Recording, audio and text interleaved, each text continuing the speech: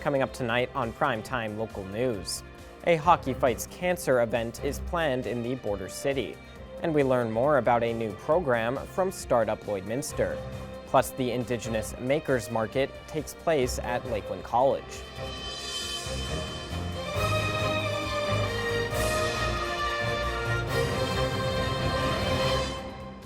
Primetime Local News, serving the Lakeland and Midwest regions.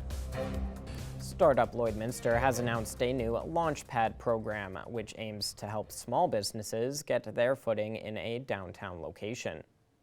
The program allows entrepreneurs who are starting out to lease a building located downtown as a way to get their upcoming businesses launched into the community. One of the biggest barriers that small businesses have is when they get to that stage where they want to start a business and find a location, they have to get into long-term leases, and it's a very big financial risk. And so we wanted to create a little incubator space so businesses can test out a brick and mortar space for about 5 months and then launch their businesses into a more permanent position. The program was set up as a part of the plan to revitalize downtown Lloydminster by adding businesses there. The project is a collaboration between local organizations who want to see Lloyd thrive. Well, it's really important that we encourage local small businesses to open. It's the heart of our community. And so we're very excited to be working with the Downtown Area Redevelopment Committee, Community Futures, Startup Lloydminster, as a collective to help support the initiative. Anyone interested in using the space to launch their business is encouraged to send an application to Startup Lloydminster. With the holiday season now here, it's important to remember the possible fire hazards that your Christmas decorations may be causing. The Lloydminster Fire Department is wanting to remind residents about proper fire safety when it comes to decorating your home. Assistant Fire Chief Chris Hill speaks to the importance of being aware of your electricity usage. Just not overloading circuits, so don't plug power bars into power bars. Make sure that, if it's only a 4 plug-in power bar, you're only plugging maybe 4 things into it. Making sure they're surge protected. We do get a lot of power bumps kind of throughout the city once in a while, so surge protectors are a really good way to keep your home safe. Candles are also a common fire hazard, with the fire department suggesting residents move towards LED candles. But if that's not for you, there are some tips for you as well. Moving away from real candles. However, if you do have to use them for, let's say, like ceremonial or religious purposes, or you just need to use real candles, just keeping them, 3 feet away from anything combustible, keeping them away from curtains, open windows, making sure your pets aren't walking by. Pet hair is extremely flammable, and then just making sure that you're not leaving them unattended as well. The 3rd annual Indigenous Makers Market took place today at the Lakeland College. Our Jackson Fontaine has more on the event. The Lakeland College in Lloydminster was honored to host the 3rd annual Indigenous Makers Market today. People from all over took in the market, which saw 22 vendors showcasing many different products. There's lots of beadwork, mini moccasins, keychains, lanyards, hats, wristlets, belts. You can find just about anything here. Other than the market itself, fun games like Guess the Christmas Movie were put on to get students involved. All the money raised will go to the Indigenous Student Council year-end field trip. The market is a great way for people to get involved in the community. It's hard to find time for our Indigenous activities, especially in a world and society where it's so focused on school and work. The markets in general, it's a good way for Indigenous people to connect and even connect with allies as well. And it's just really bringing out our artists, bringing them together, watching how our creativity has evolved through the years, and just a great way just to bring everyone together. And that's all for this year's Indigenous Makers Market. Jackson Fontaine, Primetime, Local News. It's hard to believe it's December with this weather that we're receiving. Yes, for sure. We haven't experienced a ton of snow, which is nice. We did have a couple of those. Just a big snowfall, Just really. a big snowfall, but that's usually how it goes. We usually have the initial dump and then a little bit, and then we get more and more snow. But this week is definitely warmer than what we saw last week, despite today being a little bit on the cooler side. But right now it's not too bad. It's -1. Feels closer to -6 with that wind chill. Wind speed's definitely not as fast as some days this week has been. 15-kilometer-per-hour winds and a bit cloudy as well.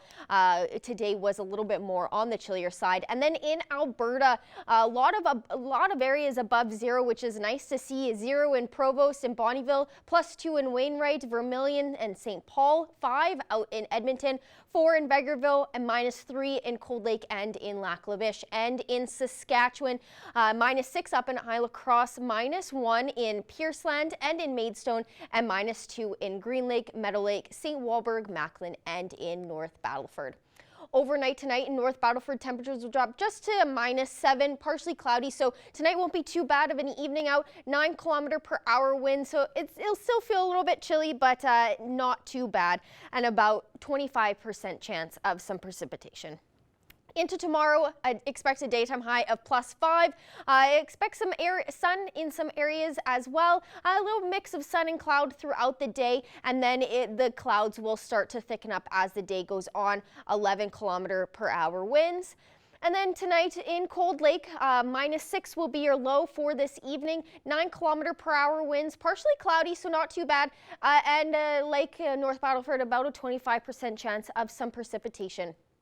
And tomorrow, a daytime high of +5. It'll be mainly cloudy and it'll feel a little bit mild, winds at about 13 kilometers per hour. So it won't be too bad of a day, but it still will feel a little bit chilly with that wind speed. Overnight tonight here in Lloydminster will drop down to -2, partially cloudy, 19-kilometer-per-hour winds, so the winds will pick up in this evening. 25% chance of some precipitation, so not too bad. And then tomorrow, expect a daytime high of +4. The winds will be breezy in the morning, 19-kilometer-per-hour winds. Otherwise, it will be mainly cloudy tomorrow. And then over the next 3 days, a high of +4 and a low of 0 for tomorrow. Like I said, the wind will pick up tomorrow. And then on Saturday, 40% chance of some showers in places in the afternoon with a high of +3, low of -1. And then on Sunday, about a 60% chance of a little morning snow, a high of 0 and a low of -10. And finally, taking a look at a viewer-submitted photo. Thank you so much, Greg, for sending in this beautiful sunset shot here in Lloydminster. If you'd like to have any weather photos that you'd like to see on our show, please email us at weather@stingray.com. That's the first look at your evening weather forecast. We'll have more news coming up after the break.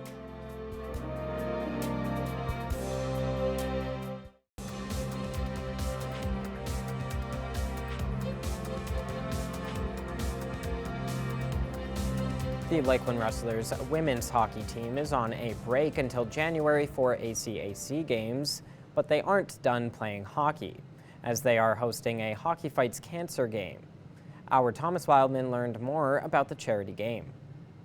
Today I'm joined by Warren Noble, one of the assistant coaches for the Lakeland Wrestlers women's hockey team. He's here today to talk about their Hockey Fights Cancer event. And so thank you so much for joining me today, Warren. Thanks, Thomas. Thanks for having me. All right, Warren, so tell me a little bit about this event and how long you guys have been running it and a little bit about what you guys do for this Hockey Fight Cancer game. Yeah, so this is the 4th year that we've had it going on, and it's in conjunction with LRHF. And all proceeds that we collect will go to the foundation, to the Cancer Ward of Lloydminster.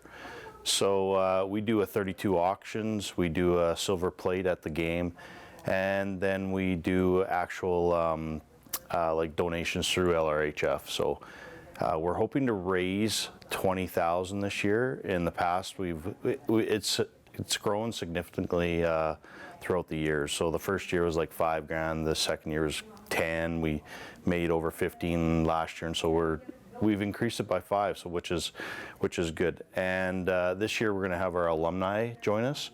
In past, we've had where we, because we're so fresh, Lakeland College women's hockey is so fresh that we've had brought in community people, and this year we're going to have enough to have a game between our alumni and our current team. All right, and so tell me a little bit about the Lloydminster Health Foundation and how important it is for them to be a part of this and the cancer ward here in Lloydminster, and just a little bit about that and what the money will be going towards.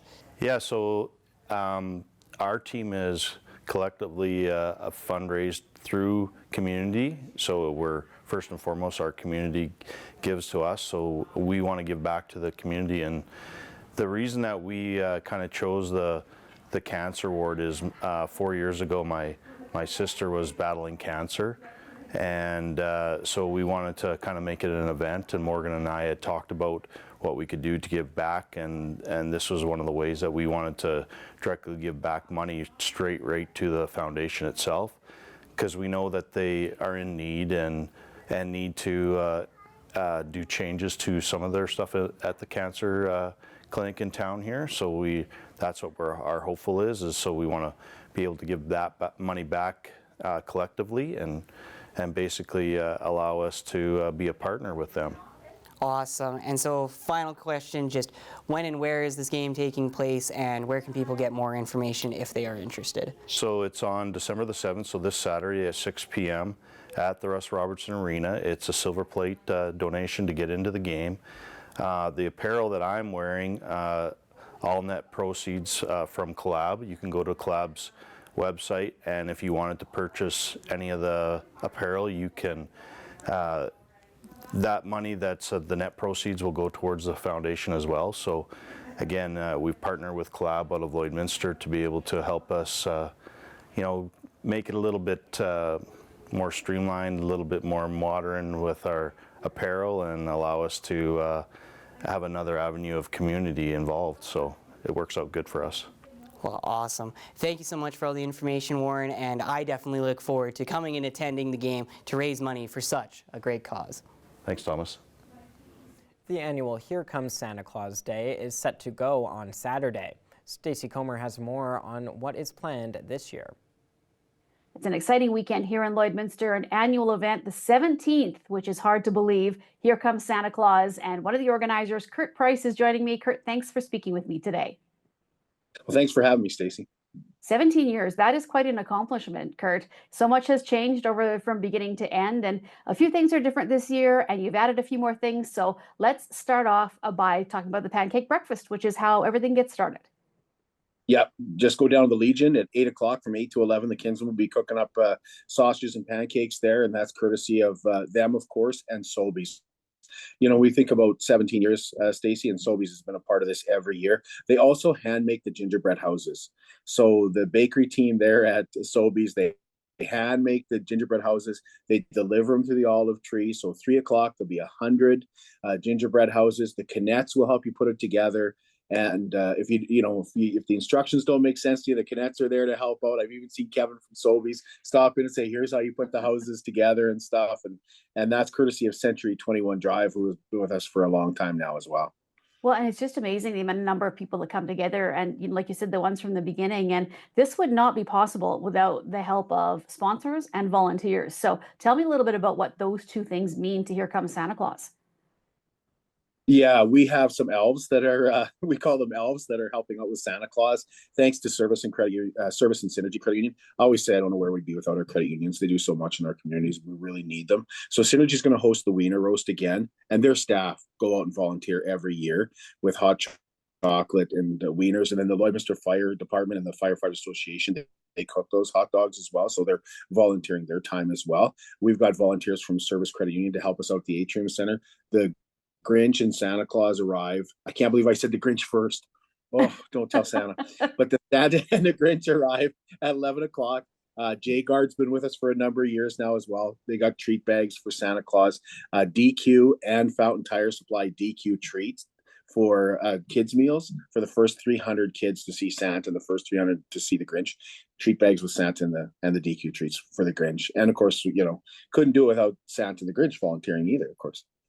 Well, and I just want to go through the list here, Kurt, because there's so much, and I know we're probably going to miss some things, but there's the free matinees, there's a photo booth, Rudolph and Bumbo, I see, are going to be at Walking on Water. There's the coloring contest. Maybe let's talk about the coloring contest and how people can enter for that. Sure, you just go down to Furniture Gallery and they have them right now, actually. You can go down and get a sheet. It's all printed off. You just color it in. And it's not really a contest because we have different age groups, right? Okay. So we just have two big prizes, and they're really nice prizes. You can see them on our Facebook page. One for boys, one for girls. You just take your pick of which one you want to enter. And then Furniture Gallery has been with us, like I say, for a long time as well. And I'm glad to hear you mention the photo booth because that's brand new this year. So I'm telling people, if you want a family photo, bring your ugly Christmas sweaters or your onesies if you want. There'll also be some props and stuff on the table, but it'll just your card's just going to say Merry Christmas 2024 on it. It's a great way to get a family photo. And that's how this whole thing started, Stacey, just a way for families to come together and spend some time together and not really have the pressures of what this costs or anything like that. So if you want to take a picture with Santa, you just put your child on Santa's knee and snap it with your phone. We have bouncy castles this year at the Anglican Church as well, and some games. And then First Baptist Church. So this is kind of a little bit weird. First Baptist Church will be at the Anglican Church handing out popcorn and cotton candy and coloring books for the first 300 kids. They have lots of cotton candy and popcorn. We only have 300 coloring books, but I mean, just, it's a downtown thing. It's created to help out the downtown as well, and kind of just show what the downtown has to offer. And so the Downtown Area Redevelopment Committee has helped us out as well. And we're so excited they're doing carriage rides again this year. So I should also mention Border City Furniture. They're doing the photo booth this year. They're sponsoring that because they've been awesome with us. And we used to have the carriage rides at Border City Furniture. Mm-hmm. We've moved that. The city downtown redevelopment committee is taking that over. So that'll be right across the street from the Atrium Center where you can take a carriage ride. And one thing this year, Kurt, is there won't be fireworks. Do you want to just go a little bit into that as to why that's changed for this year? Yeah, we've just kind of been priced out of the fireworks, to be honest. I mean, it's just become something where there's not really a local vendor that wants to do it. So we have to bring somebody out. There's, of course, travel time and things like that. So last year, the fireworks, we spent a great deal of money on them. They lasted 4.5 minutes. So it's not really about finding the sponsorships and stuff like that. It's just, if we want to do it, we want to do it right. And, we've had some people say, well, it's 4.5 minutes and you're spending thousands and thousands of dollars. Can we really justify doing that? And it's sad to see them go because we know there's a lot of kids that this is their first fireworks, because otherwise, July and August, when we're used to fireworks, they don't shoot them off till like 10, 11 o'clock at night, right? So these ones are 5. All the kids can see them. So we're not saying no to not bringing them back next year. And I will tell you, Stacey, that we're really close to partnering with the Parade of Lights. We wanted to do it this year. We just couldn't get everything arranged, but we were looking forward to doing that this year. We're going to try to do it again next year. We kind of just ran out of time. Here Comes Santa Claus, the Parade Lights. It's all done by volunteers, and so it's just finding that time to sit down and go, how do we make this work? But I would say next year to watch for that, definitely. And then if we do that, there's a good chance we can bring the fireworks back as well. We can have a longer show, and I hope the city will allow us to bring them back as well, and not only have them, but have them downtown. Remember the first year we had this, we had the downtown as well, and that really made a difference to a lot of people. So it may not be the same for a lot of people without the fireworks, but we're not saying never again. We're just saying, inflation hits everybody. It's kind of hit us in the pocketbook. We knew it last year. We knew it was going to be a stretch last year to get them in, and we were excited to get them. But this year, it's just, do we spend that much money on 4.5 minutes? Can't right, and it does make total sense. And Kurt, I know there's probably a few things that we missed, but if anybody is looking for information, where can they go to find out everything that's planned for Saturday? Yeah, Here Comes Santa Claus on Facebook. You can just find us on Facebook. It was also in last week's Meridian Source. There's a full page there that you can look at. The hot chocolate has been canceled for the city.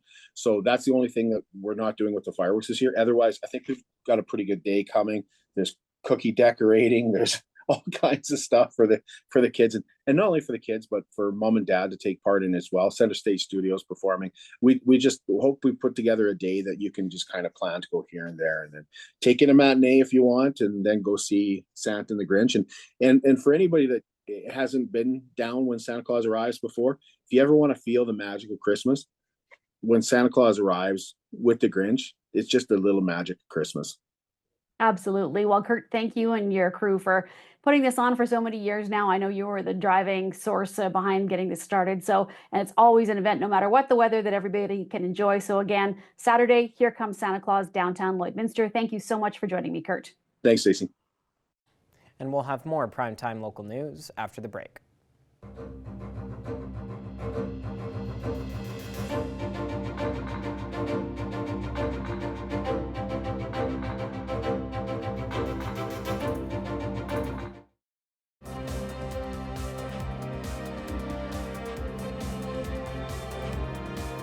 The Coca-Cola Holiday Caravan is making its way to Lloydminster tomorrow.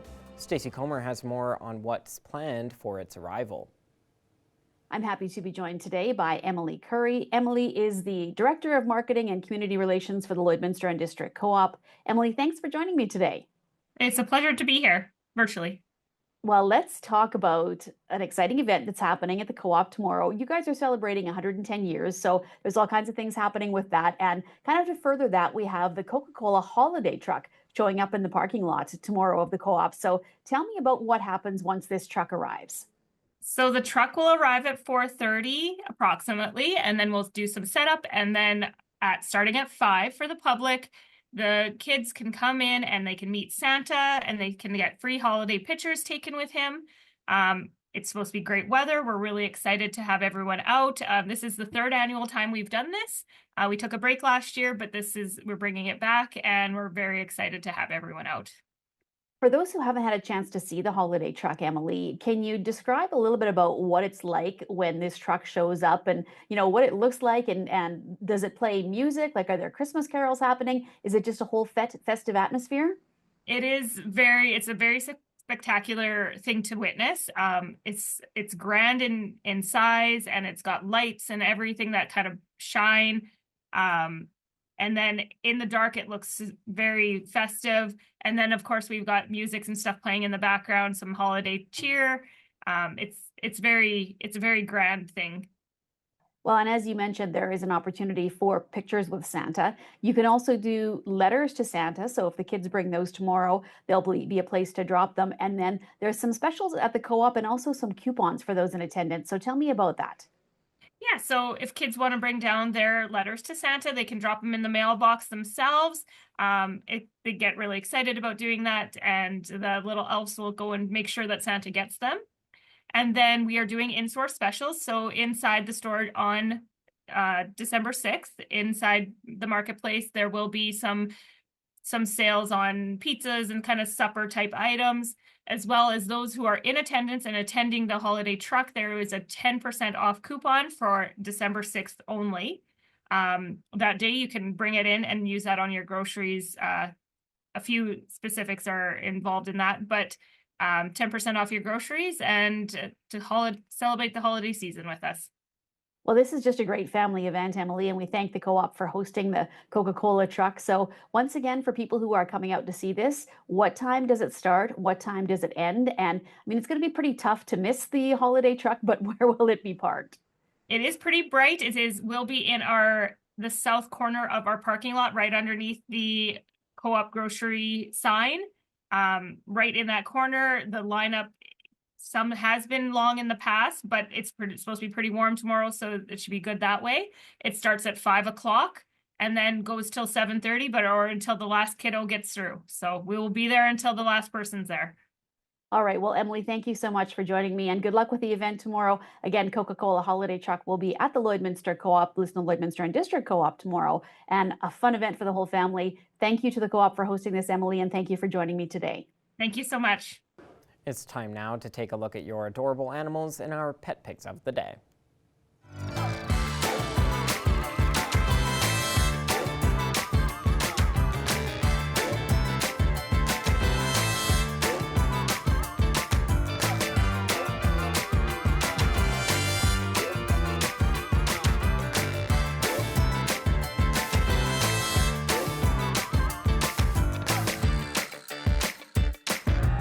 We want to see your pets. Send photos of your pet and their name to have them featured on Pet of the Day.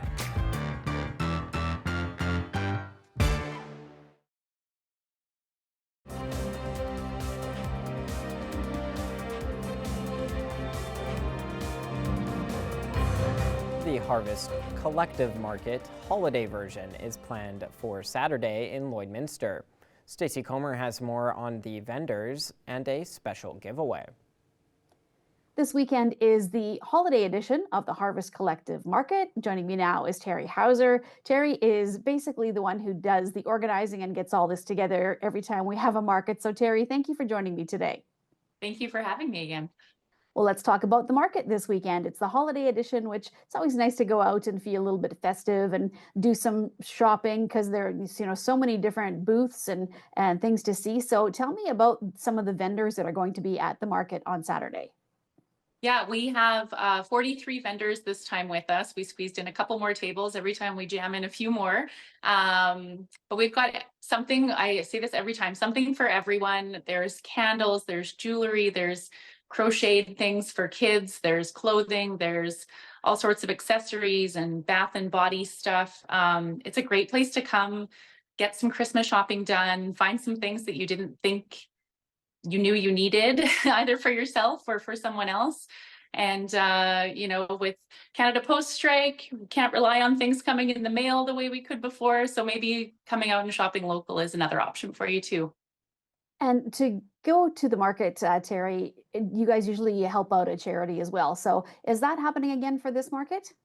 Yeah, so admission is free. We always keep it free with a donation, an optional donation. If you're able to bring a non-perishable food item or a cash donation, we're collecting for the olive tree again. It always goes over really well, and we're always trying to help out. There's a lot of food insecurity in the city right now, so we're trying to help out the people in our community that may not have access to food. So if you're able to bring something, great. If you're not, that's okay too. Well, and there is a little bit of an incentive to really be able to do a lot of Christmas shopping, and that's a giveaway that you guys are doing this time around. So tell me about that, Terry. Yeah, so a few of our organizers, or most of our vendors, I shouldn't say a few, most of our vendors are participating. A lot of them are giving away either a shop credit or a particular item to their shop. You have to come and shop in person to claim the item, and you can enter that giveaway right now on our Facebook or Instagram pages as well. So you can enter twice if you kind of go on both, and we'll choose one winner. And the total prize, is valued at over $1,000. So it's a great free way to get some Christmas shopping done too for you. If somebody hasn't been to one of these markets before, Terry, and this would be a first time for them, can you tell me a little bit about kind of the atmosphere? It's very informal, and just seems like it's really just a nice, relaxed place to enjoy a Saturday. Yeah, we try to keep it pretty light. I like to create a fun atmosphere. We'll have a really fun holiday Christmas playlist going. There's a cash bar. You can have a cranberry mimosa or a regular mimosa, or we always stock the bar with Lake Life Caesar mix. So you can have a little cocktail, walk around, and again, just kind of check things out. And yeah, that's it. All right. And Terry, for Saturday, where is the market and what are the hours? So we're open from 10 till 4 at Nissan Hall, which is the old Wild Rose Pavilion at the Lloydminster exhibition. So yeah, 10 till 4.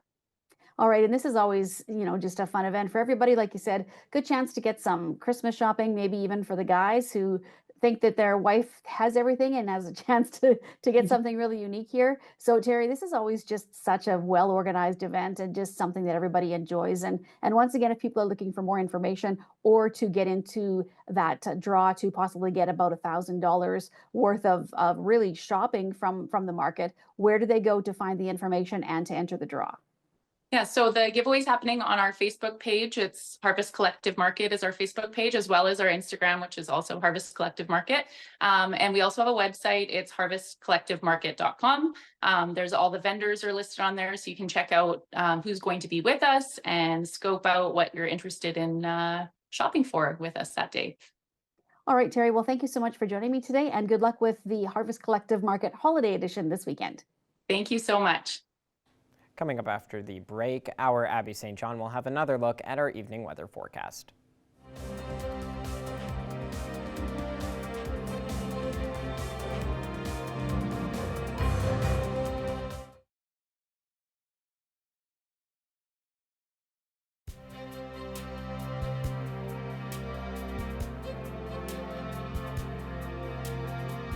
Taking a final look at tonight's forecast, it's -1 right now here in Lloydminster, -1 also out in Vermilion, +1 in Wainwright, 0 in Provost, 3 in Vegreville, and in Edmonton, -5 in Cold Lake and Lac-La-Biche, -2 in Bonnyville. And in Saskatchewan, -6 up in Isle Cross, -1 in Pierceland, -3 in Green Lake and St. Walburg, 0 in Maidstone, -2 in Macklin, and -4 in Meadow Lake and in North Battleford. Overnight tonight in North Battleford, temperatures will get low to -7, partially cloudy skies, winds not too bad, only at around 9 kilometers per hour, and there is still about a 25% chance of some precipitation. Overnight tonight in Cold Lake, temperatures will drop down to -6, partially cloudy skies as well, 9 kilometer per hour winds, and 25% chance of precipitation. And then if we take a look overnight tonight across the region, -4 in Meadow Lake, -3 in Bonnyville, -2 in Provost, -7 in Isle Cross, and -6 in Paradise Hill. In Isle Cross, there is a chance of some ice later on tonight, so definitely be cautious when you are going out tomorrow. Otherwise, it will be partially cloudy. More overnight temperatures, -1 in Myrna, -5 in Pierceland, -4 in Unity, -2 in Wainwright, and +3 out in Calgary, and partially cloudy to clear skies overnight, so not too bad of an evening. Here in Lloydminster, we will be at -2 overnight tonight, partially cloudy. However, that wind will pick up to 19 kilometers per hour, so it will definitely feel colder than that -2. And then over the next 7 days here in the border city, a high of +4 and a low of 0 for tomorrow. Expect winds to be a little bit higher in the morning or a little bit faster, and expect a mix of sun and cloud. On Saturday, there's about a 40% chance of an afternoon shower in places with a high of +3 and a low of -1. On Sunday, about a 60% chance of some morning snow with a high of 0 and a low of -10. So proceed with caution if you are going out either one of those days. On Monday, to start your week off, it does cool off again with a high of -6 and a low of -17. On Tuesday, about a 41% chance of some afternoon flurries with a high of -11, low of -19. On Wednesday, a high of -6 and a low of -11. And on Thursday, expect cloudy conditions with a high of -5 and a low of -11. So things are starting to cool back off again, and we are getting more into those colder conditions. Snow here or there, a little bit of mix of rain. So we are heading into that typical winter weather, heading in further into December. Yeah, here's hoping that precipitation chance is non-existent, because at that point it could be freezing rain. Yes. And that is just something nobody wants to deal with. But what we will have to. We'll see. That is all the time we have today for Primetime Local News. Thanks so much for watching, and have a great night.